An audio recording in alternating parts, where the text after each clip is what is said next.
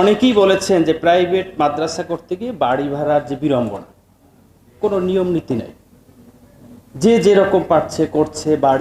বাড়িওয়ালা তাকে সালাম দিতে দিতে প্রিন্সিপালরা মানে এমন অসহায় ফিল করে, একজন মহতামি, একজন প্রিন্সিপাল, একজন মাদ্রাসার, যে মনে হয় যে একজন আলেম সে থাকার কথা ভালো একটা অবস্থানে, সে একটা চোরের মতো একটা অবস্থা হয়ে যায়, এমন একটা অবস্থা। আবার একটা সমস্যা হচ্ছে, এই সমস্যাটা যখন যে সরকার আসে এই প্রভাবটা বিস্তার করে, যে যে এলাকায় থাকে সেই এলাকার যিনি মানে এক একজন নিয়ন্ত্রণ করে, এই যে নিয়ন্ত্রণ করার প্রতিযোগিতা শুরু হয়েছে।